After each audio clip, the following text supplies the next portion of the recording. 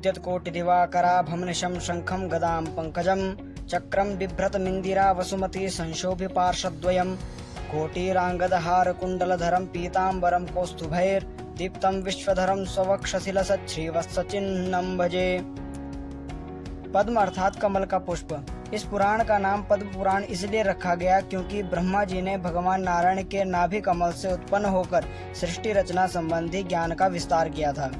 इसमें लगभग 697 अध्याय और 55,000 श्लोक हैं। पद्म पुराण खंडों में विभाजित हैं। पद्म पुराण के 5 खंड मुख्य एवं प्रसिद्ध हैं: सृष्टि खंड, स्वर्ग खंड, उत्तरखंड, भूमि खंड और पाताल खंड। सृष्टि खंड में महर्षि पुलस्त्य द्वारा भीम को सृष्टि की उत्पत्ति तथा इतिहास का उपदेश, ब्रह्म यज्ञ के विधि,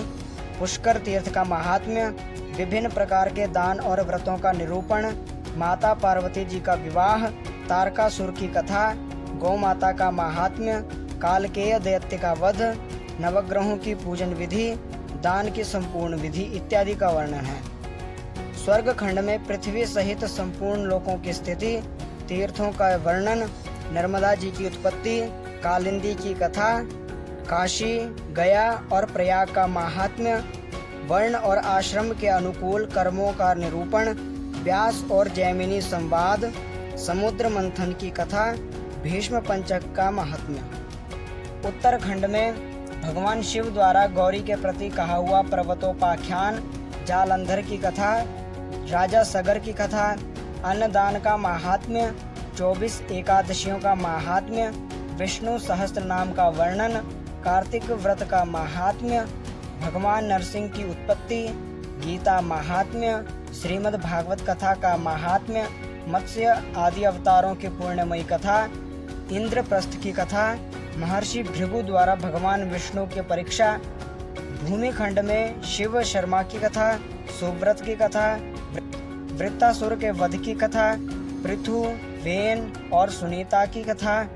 नहुष की कथा, ययाति चरित्र, राजा और जैमिनी संवाद, अशोक सुंदरी की कथा, हुंड दैत्य का वध, महात्मा च्यवन और कुंजल का संवाद इत्यादि वर्णन है। पाताल खंड में श्री राम का राज्याभिषेक, पुलस्त्य वंश का वर्णन, अश्वमेध का उपदेश, जगन्नाथ जी की महिमा, वृंदावन का महात्म्य, श्री कृष्ण की लीलाओं का वर्णन, वैशाख स्नान की महिमा, भूमि वराह संवाद, दधीचि की कथा, शिव महात्म्य, गौतम ऋषि की कथा इत्यादि का विस्तृत वर्णन है।